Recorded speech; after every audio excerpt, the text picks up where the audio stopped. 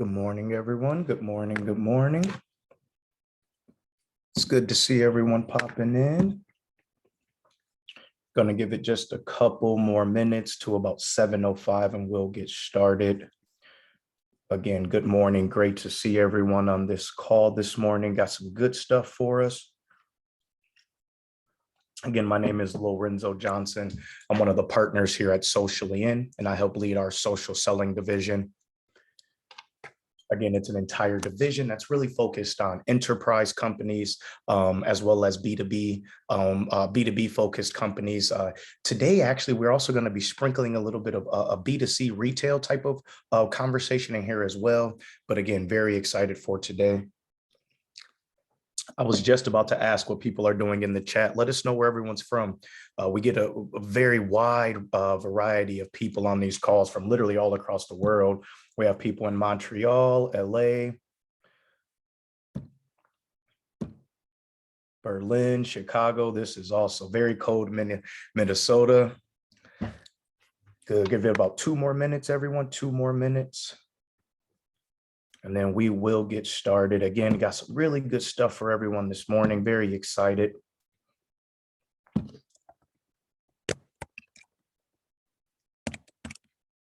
Also, as soon as I get started, one of the things I'm going to ask is put some questions, any questions, anything that you would like for us to touch base on in this call, please put those in the chat as well.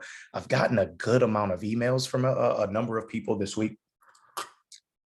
I will try my best to make sure that that I can address those. And if I don't, as always, I will give my my meeting link. I'll give my email. Let's get some time to talk through any questions that I can address. Also, if there's any customization that needs to happen, again, on these calls, we try to talk to make sure that everyone can take something away from this, which doesn't always allow us to customize this conversation as much as we would like. So if there's any conversations about how your individual company or your brand can take what we're going to talk about today and execute, again, would love to chat. Going to give it just about 1 more minute, let people finish coming in the room, and then we will get started.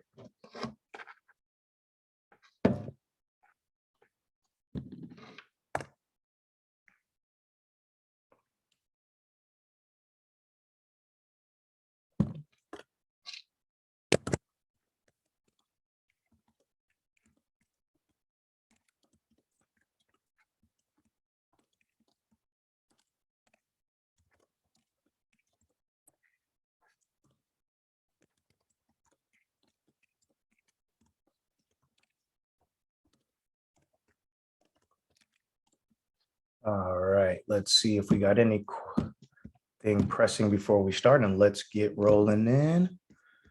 Check a couple things, copy a couple notes. All right, so we need to figure out how the brand will grow from using some of these methods. Can I watch this link again? Yes, everyone, and I'll put this in right here as we get started. In this video, we record all of these. So what I'm going to do is I'm going to put 2 things, 2 links in the Zoom chat for everyone, just in case anyone has to get off. The first is going to be to our YouTube page. We have a social selling page on YouTube. Every webinar that we do, all the ones that we did last year, will all be on there. So yes, we will have that. And number 2, we also have a group, social selling with Socially In on LinkedIn. I'm going to also put that in there. Feel free to join these. You guys, we don't do any selling on these. We really do try to just be a resource. These are great tools and great resources for you all. My focus is B2B, not consumer. Will this be covered? Yes, Harrison. Again, the primary focus of these calls are typically for the B2B audience as well as enterprise sales. So, and yeah, Brad, unfortunately, we definitely tried to pick a time, and thanks for that feedback, Brad. We're actually accounting for people all the way in Europe as well. We have a number of clients all across the world, and so it's actually kind of not the easiest to pick a time that fits for everyone. But Brad, I'll definitely take that into consideration. So let's go ahead and keep on. Let's get into this. for the matter of time for everyone. So let me share my screen. The first thing I want to start is I want to encourage everyone to join.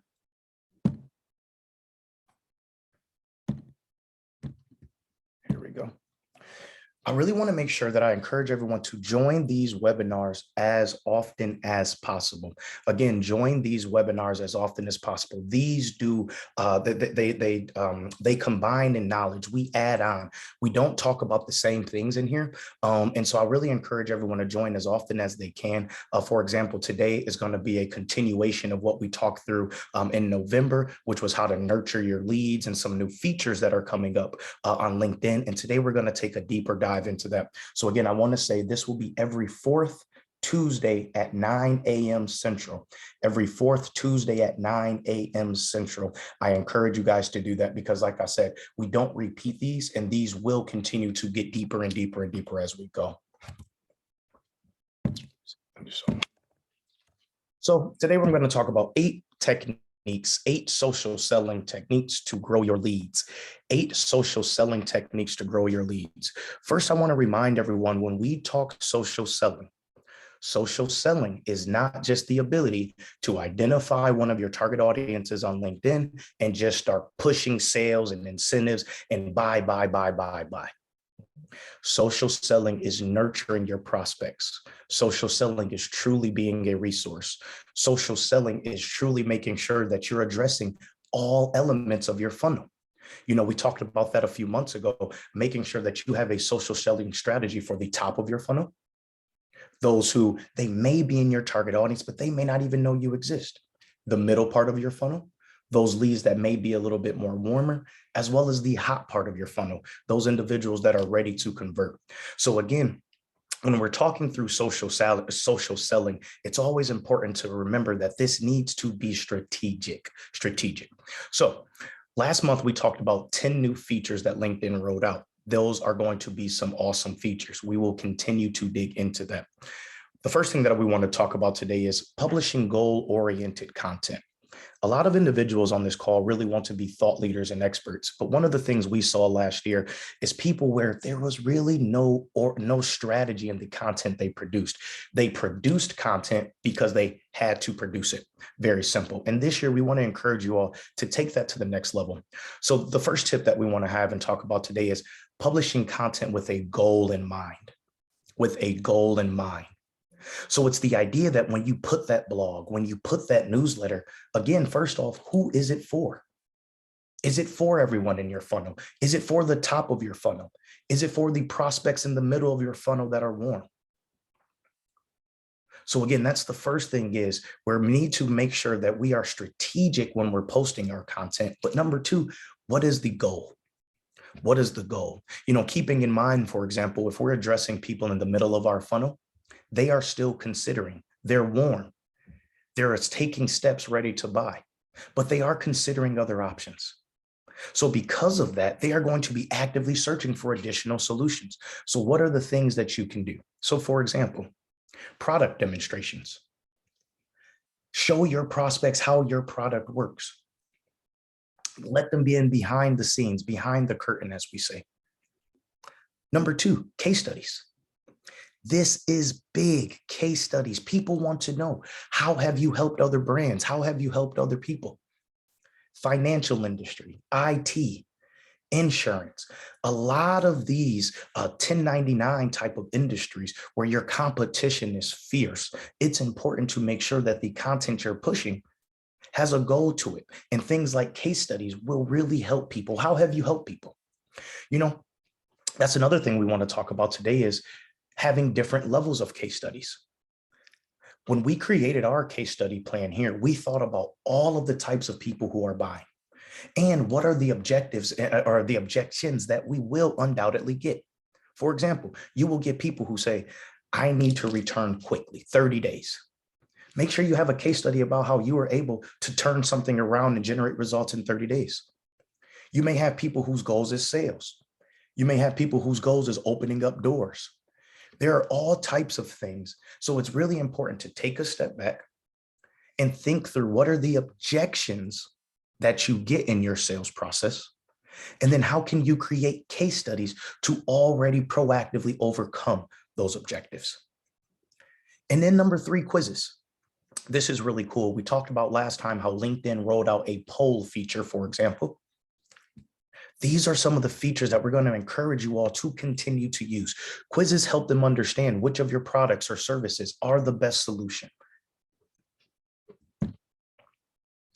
Same thing. So that was in the middle. And again, I want to make sure that I'm giving you guys some good value that you can take away. So let's also talk about those people who are ready to make a decision. They are in what we call the conversion stage. They're at the bottom of the funnel. They're ready to move forward. Some content that you can put for them, again, thinking goal-oriented strategic content. What's a special offer or discount? Here's the key though, you guys, limited time only. We've all seen those commercials, buy now and you get those types of things. The reason is because people are waiting for certain moments to buy. There are individuals who are waiting for that type of stuff. You can help prompt them. So special offers and discounts, but again, throw that time limit, create a sense of urgency, as we like to say. Number 2, make it easy for people to purchase. E-commerce. If you do not have e-commerce on your site, I strongly encourage you to start to look into that. Really cool thing for people who use CRMs like HubSpot. HubSpot has recently released some payment links and some new e-commerce functions. So again, even if you don't have the ability for your web developer to build e-commerce, there are certain tools and certain CRMs that can help you. That is important, you guys. Allow people to buy, make it easy. You will have people who may not want to get on a call, who may not want to go through what your process is. Make it easy for those people to buy right there and convert. And then last thing, free trials. Everybody likes something free. Also, more importantly, one of the things you got to realize is that a lot of people have been burned out there, you guys, and they just have. I trust everyone on this call, and I think that everyone on this call does great work, but everyone has had a bad experience with the company, and just assume that people have probably had a bad experience with a competitor of yours. So the other thing that a free trial allows you to do is it allows you to get them in your ecosystem and build that relationship. So be thinking. You don't have to put your core product out there, but what's something you can give them that allows them to come in minimum to no cost and really start to see the value? For example, when you move forward with any level of service with us with a LinkedIn plan, we will buy your LinkedIn Sales Navigator for you. You guys, that's depending on if you buy a monthly or an annual, that's either an $80 or $111 per month. We pick that up. That's important to certain people. So again, be thinking, what are those free trials? Make it easy for people to buy when they want to buy now. And again, what are some offers and discounts so that you can capture those individuals who are ready to buy as we speak? You know, I like to provide some examples and different things like that as well. So in this situation right here, just getting 80% off when you do clicks and tracking and all of that. But again, give people those incentives to help capture if they are ready to buy now. Again, strategically thinking about what content can be posted to address for certain people at certain stages of the funnel. I'm going to just quickly pause, see if there's any questions I can quickly answer.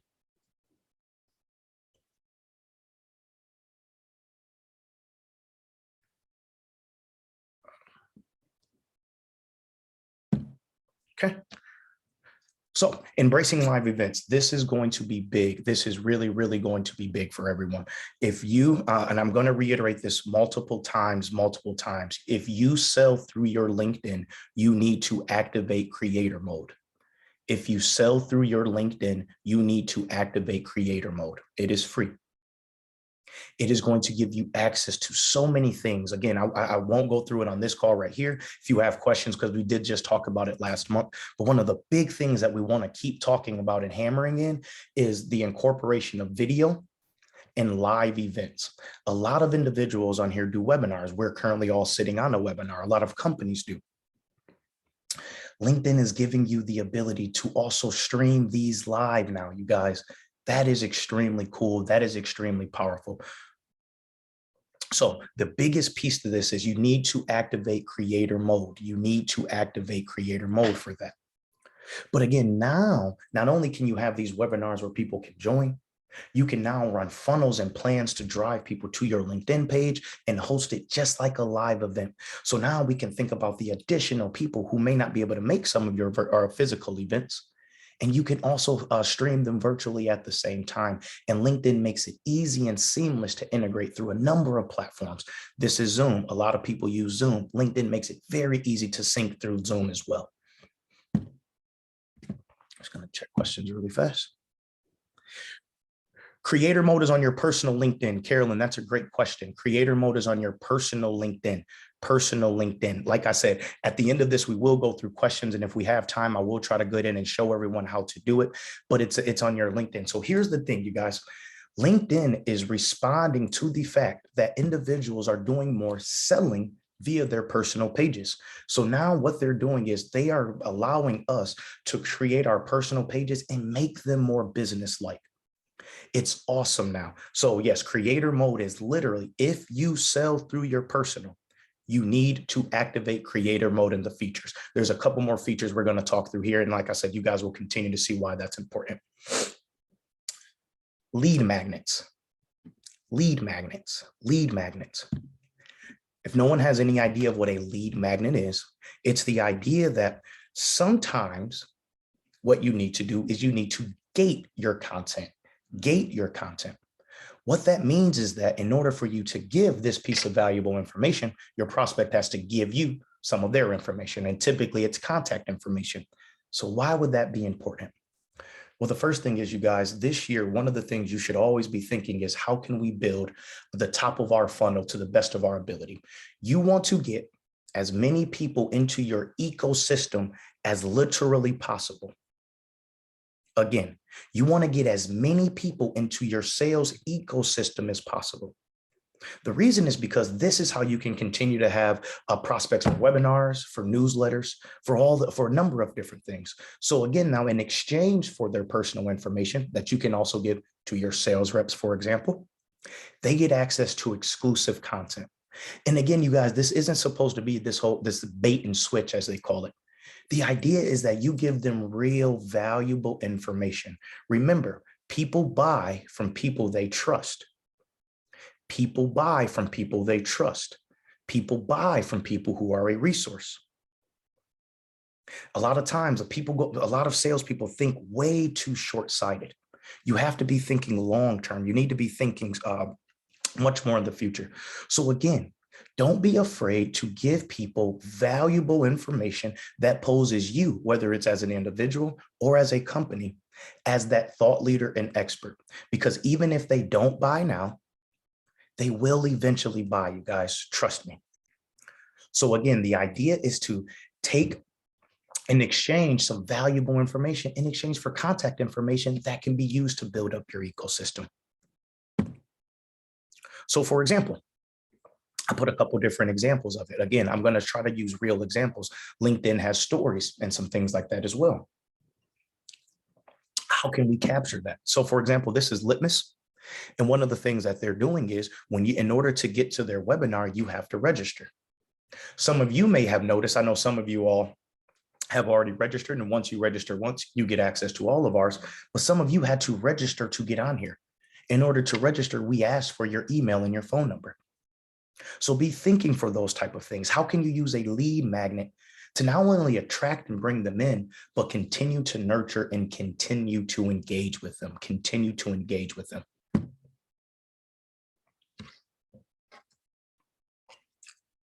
A couple quick tidbits. Make sure that your landing page speaks to the audience. You guys, that's one of the things I'm going to keep reiterating, is that make sure that, again, you have a strategy for the individuals in each part of the funnel, and it's truly thought out. When you take people to a landing page, is it built for the audience that's coming there? For example, we actually try to make sure when we build our landing pages that our landing pages are built for all three of our funnels. We make sure that it has information for people at the top. We also make sure that if you are ready to buy right now and you are a lead ready to convert, you can also purchase right now. It's important to think through those things in the beginning. This is just a quick little bit, only because we've seen just a little bit of influx of sites not looking the best in this space. Make sure it's mobile friendly. That used to be something that was really preached, and a lot of people knew it as kind of standard, but make sure it's mobile friendly. And that includes when they register and download things like your PDF and documents. No one wants to download your document and then have to play around with their phone so that they can see it and source it. So I always encourage people, walk yourself through this process. Sit back and say, if I was a prospect, walk yourself through that. What type of experience are you getting people? Oh, this is important. This is important. The last thing that I want to say on this, if you are going to offer exclusive content or a recurring, something like a recurring webinar, a recurring resource, consider creating a community, you guys. This is something that we finally did. We gave webinars all last year. And then in Q4, we launched our first Facebook and LinkedIn groups, Social Selling with Socially In. That's important, you guys. If you truly are going to be consistent and you really want to offer your leads and your prospects a place to come through as a resource, and if you truly want to make yourself be that resource and that thought leader, I'd strongly encourage you guys to create an online community where you can put content like this and resources, and you can drive people to it that validates the fact that you're a thought leader. That's the one thing that I've always liked to tell people. Everyone thinks they're a thought leader and an expert, but have you validated that yet?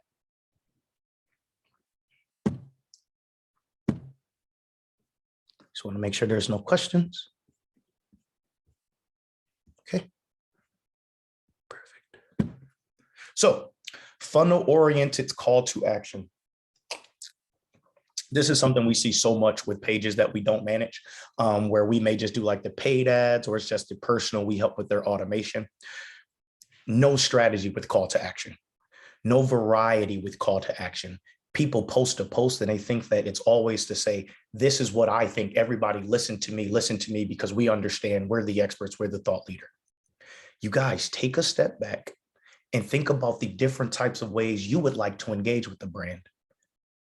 And we got to start to have some variety in our call to action, and more, even deeper and strategic than that. Our call to action needs to be what we call funnel oriented, or they need to take people through the process that we want to walk them through. Why do we want to do that? You guys, we want to tell prospects what we want them to do and guide them through. I promise you, you guys, your prospects will follow what you tell them to do. It's very interesting sales psychology. People are looking for you to direct them and tell them what to do next. So many times you've lost out on business because another company did a better job of moving your prospect or someone through the funnel. Simple as that. You got to help people help themselves. That's something that we always think about. You know, it's funny, we get on calls with people and we have to remind our team, and we talk to our team. Some people don't even know what questions to ask, you guys. Some people don't even know what questions. Some people don't even know where to start. So it's your job to not only help them know where to start, but to walk them through, give them options of where they can go, but always help them stay focused on what should be next. So a couple other calls to action, just want to give you guys, because we always like to give you guys actionable stuff you can take away. They don't always have to be pushy and salesy, like I said. Sign up to join our next webinar. Download our guide. Read a new case study that we have about how we help businesses cut 50%. Testimonials from clients. You know, if you, and those are some of the ones for the middle of the funnel. Again, the top and the middle, people who are just at the top, they need your service, but they may not know that it exists. Those individuals who are a little warmer, they're aware of you, but they may not be ready to buy. But what about people who are ready to convert? Some great ones. Start your free trial. Get our brand new product before it's gone. Don't miss out on a once-in-a-year deal. So again, not only a variety in the engagement, but even if your call to action is a converting call to action, there are different ways and more unique ways that you can create variety in your call to actions as well. Also, before I forget, please have a call to action. So many times people post graphics and posts and these different things with no call to action. It's just there, just there. Again, help people help themselves. Tell people what you want to do, want them to do. This is Unbounce. I grabbed, was doing some research trying to find someone I thought did a great job. So this is literally on their LinkedIn so that you can go and grab.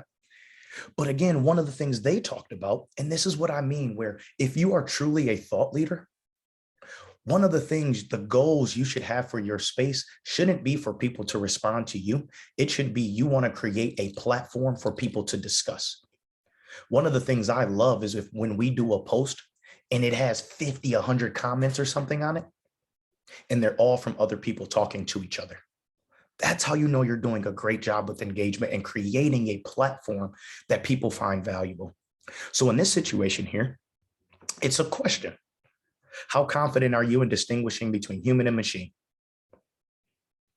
And here's a whole thing. Again, it's not asking for your email. It's not asking for sales.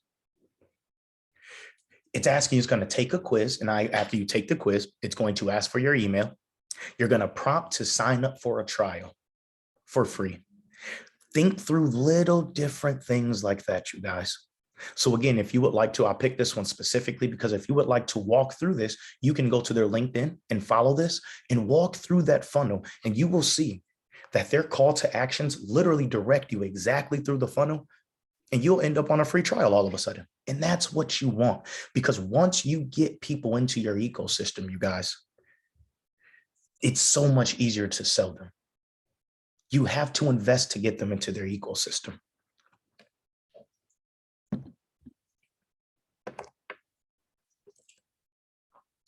This is something that it's funny because a lot of people don't necessarily, a lot of people have had either really good or really bad experiences, but when done strategically, this is game changing. And it's the use of automation, automated direct messaging. I'm sure every person on this call has an inbox right now full of automated direct messaging. And you can absolutely tell when it's done trash. However, I'm sure a lot of us have also responded to some messages that you didn't know were automated, or you knew they were automated, but they were still so well done. You guys work with the team to use a platform that automates your direct messaging can truly be game changing. For example, our team, we do leverage a copywriting team personally for this. We don't use scripts. I know some people use scripts and templates for industries and things like that. So you do need to find the right partner. Again, what we do in our company is it's all custom copy written by our copywriting team. It's approved. It's awesome. But I bring this up because you guys, there are some awesome, so efficient ways to do outreach to both new and current connections on LinkedIn. That's the other thing. It's not just going after new. A lot of people on this call have built up a healthy following on LinkedIn. What if you could automate outreach? I'll give you guys a great example. It doesn't always have to be salesy. People always think about the negative impression that they've had of, the salesperson who their stuff wasn't targeted. It may have still had first name in the message, all of these different things.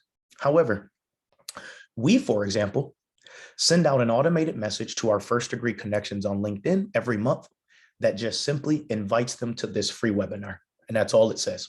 It doesn't ask them to do anything. It doesn't ask them to buy. It doesn't ask them to. We just say, hey, there's a free webinar. And if you're interested in learning more about LinkedIn features, how to use it, skills and things like that, we encourage you to join. So I bring that up because there are all type of strategies when it comes to automating the direct messaging that you could use. So I encourage you guys, it is such time saving and so efficient. It's so efficient. So again, if LinkedIn and social selling is going to be a part of your strategy this year, I strongly encourage you to start to do some research to find a partner that can help automate some of this stuff right here. Again, you do need to find the right partner. Again, I want to reiterate that it can be done terribly. It can make you look very stupid, frankly. When done the proper way, the amount of time that it saves and how much revenue that can be brought in for it is awesome. And like I said, a lot of people here want to be thought leaders. They want to be experts. These are great ways to consistently invite your network to things like a webinar, to free resources that you have. Great ways to do that. Hands off. Just going to check questions really quick. What time? We got 7:30. Okay. Going to try to wrap up here very shortly so we can get into some Q&A. See if we got any questions.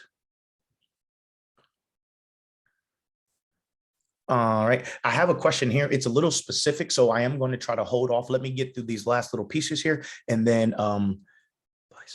Visica, and I'm so sorry if I pronounce your name. We'd love to hear your name in just a few minutes. I apologize, but give me just a few to get through this, and I will try to answer that specific question. And if I can't, I will also, like I said, I'll make sure we get my meeting link in here, and we can talk through how to customize this content for a specific company.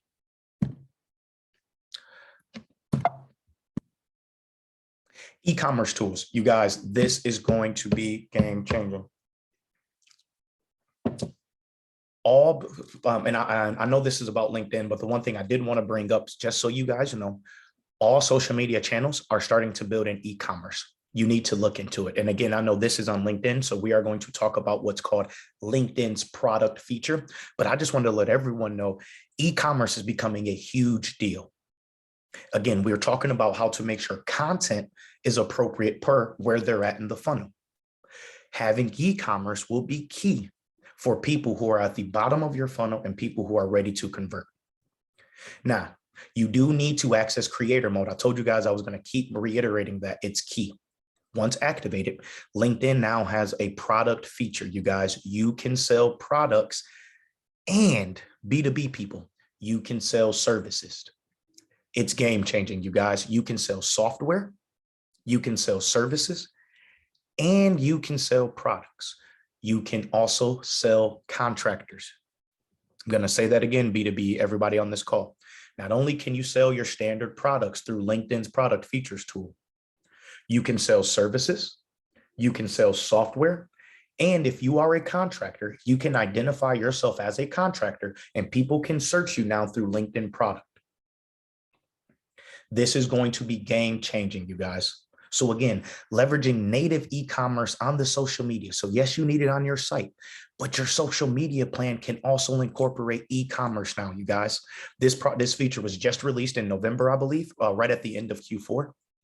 It's game changing. So again, let's set up a time to talk through that if you have interest in that. But I want to reiterate, it's not just products, services, software. If you are a 1099 contractor, you can now place those and yourself on LinkedIn's product features page. It's going to be awesome for us, guys. Optimizing organic content. Everyone on this call needs to have Sales Navigator. Everyone on this call needs to have LinkedIn Sales Navigator. I'll say it one more time. Everyone needs to have LinkedIn Sales Navigator. One of the really cool things that it can do that's very underutilized and talked about is it actually provides analytics and reports for a personal page. So just how LinkedIn Ad Manager and some other things can provide analytics for a company page, you can get analytics for your page, you guys. Did you know that if you truly think that you're a thought leader, you can actually get on LinkedIn and LinkedIn will give you a score for thought leadership? Did you know that if you truly want to engage and you're judging yourself on engagement, LinkedIn can actually give you a ranking? LinkedIn can let you know how you're ranking in your industry. LinkedIn can let you know who's viewing your post, what's being viewed, what's being responded, what's being engaged, you guys. I mentioned earlier that LinkedIn is really buying into this idea of selling through a personal page. So now that we have access to the analytics and reporting, just like we can for a company page, it's important to take the time to look at those results and optimize your content accordingly. This is one of the reasons I mentioned about a variety of call to actions. The great thing is you can run a variety of call to actions for 30 days, 90 days, and then you can look at the results and you can see what type of content are my prospects actually responding to? Not what do I think in theory or conceptually, but what's making them bite? Taking it even further and looking at it, conversion analytics. What content is actually driving to conversions? So again, if you do not have LinkedIn Sales Navigator and you plan on selling via LinkedIn, you are doing yourself a huge disservice. Again, optimizing the content from a personal standpoint is now, you can now do that, and it's going to be able to take this, our personal selling to a whole new level. And then last but not least, ads. This is something that we don't talk about as much on these calls because it's a whole, it's a beast. It's important also that if you are trying to grow your audience, there is an organic place for a strategy, but depending on how aggressive you are, it's important to have that paid ads budget, you guys. Just so everyone knows, organic engagement, you will be looking at 1 to 3%. 3% is considered great organic engagement, which means that if you have 100 followers on LinkedIn and you were to start to get 3 individuals that were engaging, that's not bad. Now, obviously, that number right there is very scary. So again, it is important sometimes to grow that engagement to make sure you set and allocate an ad budget. Now, I want to give a caveat and just let everyone know, LinkedIn ads will be some of the most expensive. Now, in this B2B space, it's some of the best. It's the best targeting. We can find the people, they convert the highest, but I'm just being fully transparent. They will not be cheap because of the ability to identify the exact people we're looking for.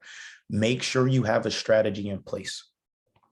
Make sure you have a strategy, or you hire a team that can do something like that for you. But again, you guys, I just wanted to be very honest about numbers and what we're seeing. You're seeing 1 to 3% organic. They say 1% on Facebook, for example, is good engagement.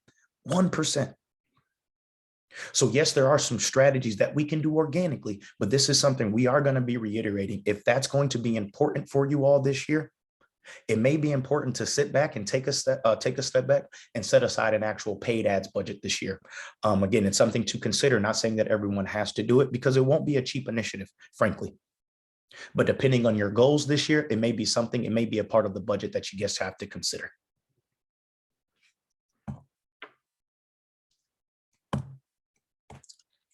All right, we got about 7:38. At the end of the day, you guys, social selling is about nurturing your prospects just as much as it is about converting your prospects. Again, social selling is just as much about nurturing as it is about selling. Too often, we focus on the converting and the selling part. If you don't buy right now, well, then it's out of it. We forget about you. That's not a proper social selling strategy. And when social selling strategy is done properly, you create an opportunity to have a funnel at the top that always has an influx of leads. And as you can imagine, as though your conversion rates get better, your average cost per acquisition goes down, the cost per your sale goes up. That's how social selling is done properly and efficiently. I am going to put my email, because I know we're just a little over the time. Again, my name is Lorenzo. I would love to chat with anyone. Let's get back in here and see if we have any questions that I can answer before we all get off. Again, I look forward to touching base with everyone. And my email is in here. Let's get a meeting on the calendar to talk about how we can customize some of this specifically to your company.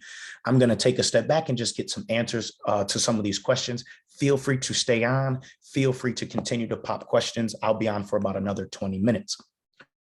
So I'm just going to scroll back up to the top and let's just get into some Q&A. Yes, this presentation will be shared, like I mentioned. So not only will it be posted in that LinkedIn group, this recording will also be posted on YouTube for us. Figure out brand will grow from using this method. Benji, let's get some time on a calendar. Let me do a little more research on your company and background, and then let's absolutely see what we can do for that.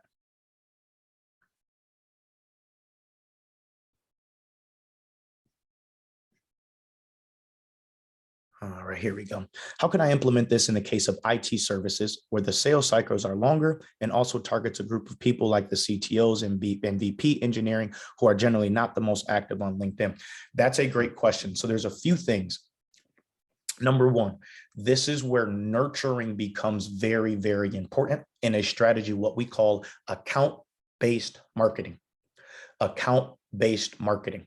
So the idea is that with those specific companies and people that you're looking for, the first thing we want to do is we want to break down those companies and targets. And we need to see if there's different messaging that needs to go to those different groups, for example, to start off with.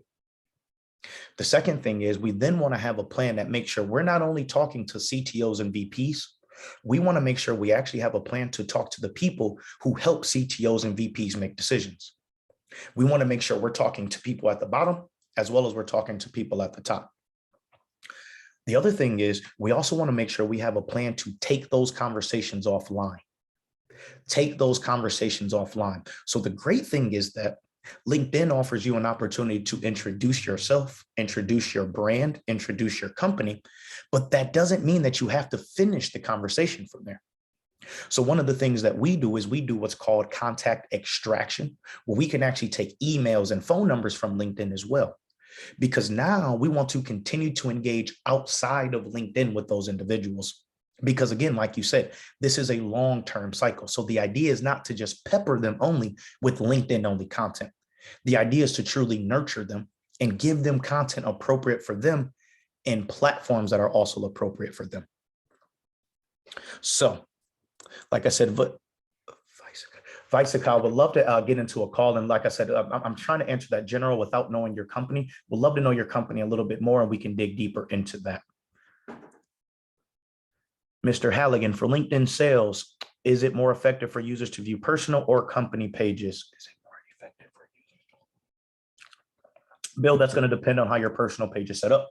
For example, we have clients whose personal pages are significantly better for selling than a lot of companies' corporate pages are.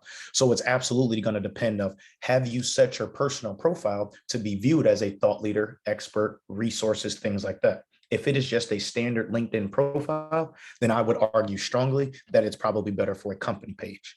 But you can optimize a personal page to be extremely effective for selling. So again, that question is a little kind of a loaded question because it truly depends on the company page, and they can be done effectively through both.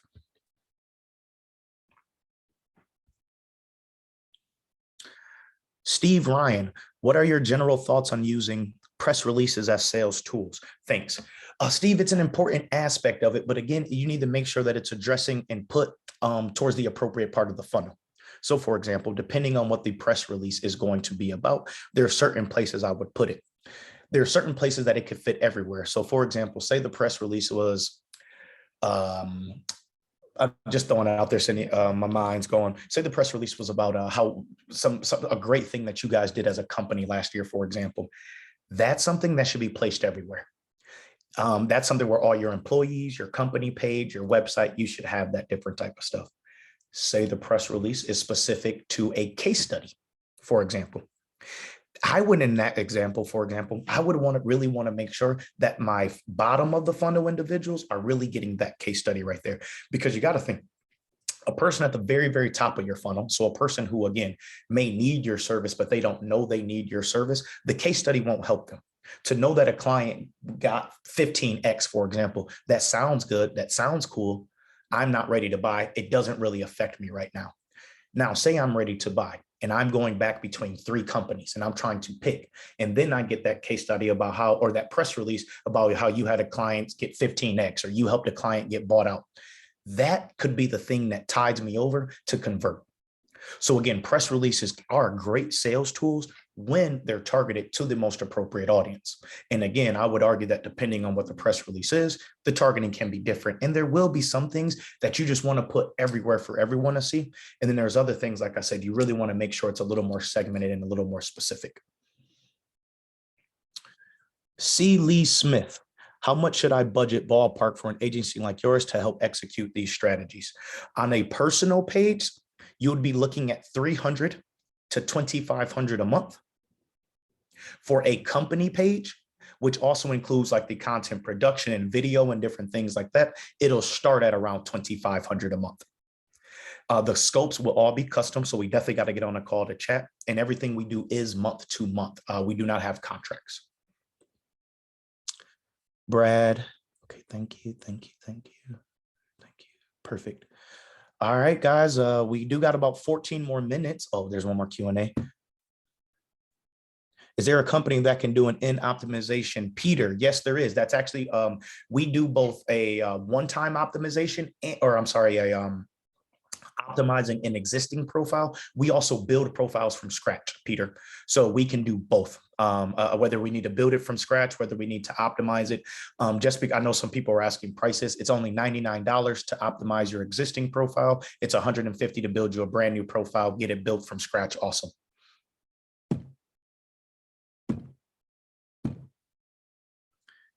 Any other questions, you guys? Any other questions? Any other comments? Anything else I could help address today?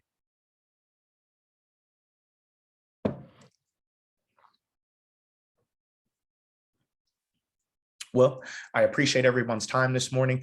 Give us just a little bit of time. Like I said, this will be uploaded and put into our LinkedIn group. This will also be uploaded into YouTube. I appreciate everyone's time.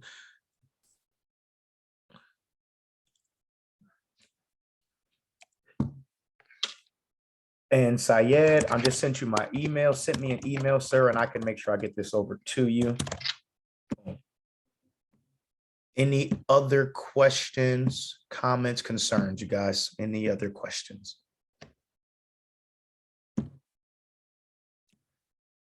Perfect. Well, I appreciate everyone's time today. Thank you all. I hope everyone took some actionable information today. Look forward to jumping on a call. I see a number of people already really excited. And we will be back the 4th Tuesday in February, same time, ready to go.